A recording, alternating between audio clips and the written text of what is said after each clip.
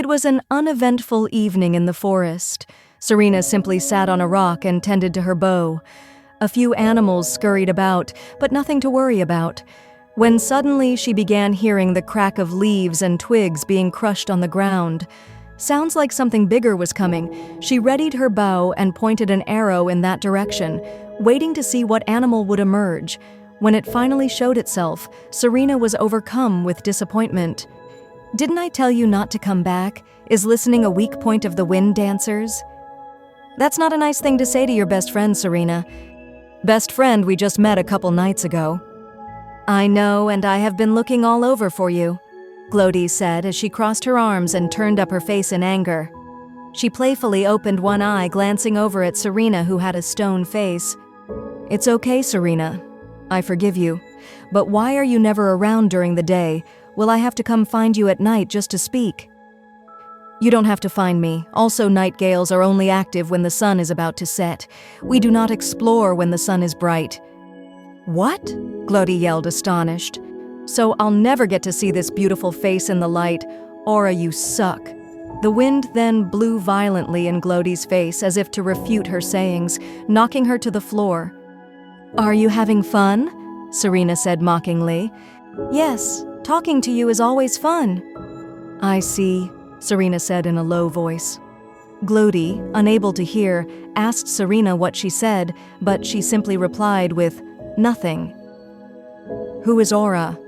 "Aura is our goddess of wind, the one who gives a breeze to the world, which gives us our power.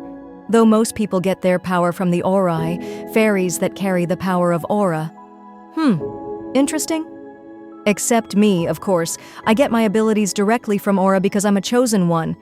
Gloede puffed out her chest as she said it and looked over at Serena, expecting her to be impressed. She simply replied with, "I see," and leaped off the rock and began walking the forest. Gloede chased after her.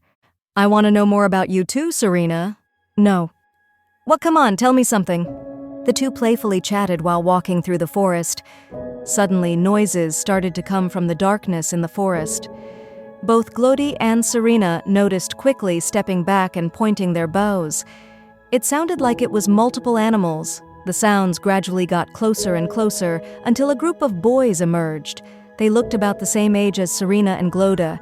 The boy leading them looked up and saw Serena and Gloede. "Huh, ugly one? What are you doing here?" Serena made a visibly sick face before responding to the boy. "Christos, I am here patrolling the forest, as you can see." "Patrolling the forest, huh? It seems you're not doing a good job considering that there's a trespasser right next to you.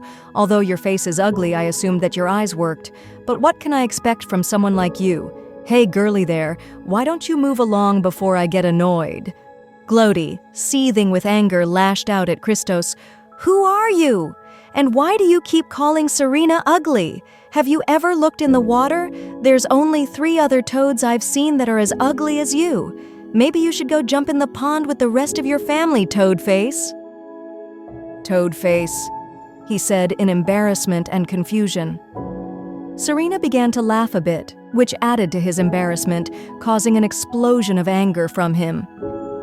"I was going to let you go considering you didn't look all that bad. But now I see, this one's ugly on the outside, and you're ugly on the inside.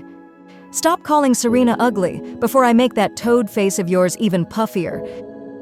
"Stop calling me a toad," Christos said as he raised his bow at Gloede's direction.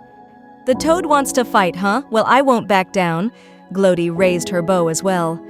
Serena, as well as the other boys with Christos, had an increasingly worried look on their face. Serena turned to Gloede and asked her to put her bow down. "After what he said to you, Serena, you should be as angry as I am." "It's fine. You fighting him here will only hurt me." Gloede looked over at Serena and lowered her bow. "Fine, if you insist. I'll let this go." The boys as well were trying to convince Christos to lower his bow. I'm not going to fight you. Consider yourself lucky that Serena is kind. I don't have time to hunt toads today anyway," Gloede said as she turned her back and began to walk away, signaling Serena to follow her. But that last toad comment sent Christos over the edge. He released his arrow at Gloede to everyone's surprise. Serena was slow to react, and the arrow went past her towards Gloede. Right before she was pierced in the back by the arrow, a hand reached out and grabbed the arrow right before reaching Gloede. He then crushed the arrow in his hands. I knew you night gales were cowards, but this is ridiculous. A man firing at the back of a woman. Who taught you? He was a large man who towered over the boys. One Gloede was not happy to see. Bleh, why are you here? Did you tell anyone that I snuck out? Gloede, you are one chosen by Aura. You need to act more like it. Humph, whatever. Gloede, who is this man? Serena questioned. He is a deacon of Aura, basically somewhat of a guardian for me. No need for introductions, Gloede. Let me teach these boys a lesson, then we can talk when we return. There's no need for that here. A voice echoed in the forest. Suddenly a man appeared from the darkness. The wind dancers should know better than to step foot in this forest, especially this late. Your brashness will start a war. It's your brats that wanted a war shooting at our chosen one. Had she been hurt, your precious moon wouldn't have saved you from Aura's fury. But she isn't hurt now, is she? And if she were, all she could blame was her own carelessness. The two stared each other down. No one was sure what was going to happen. Finally, the deacon let out a sigh. Whatever. I came to get Gloede, and I have her. Don't worry, I wouldn't come to your gloomy forest by choice. Come, Gloede, we're leaving. Gloede waved goodbye to Serena before following the deacon out of night gale territory.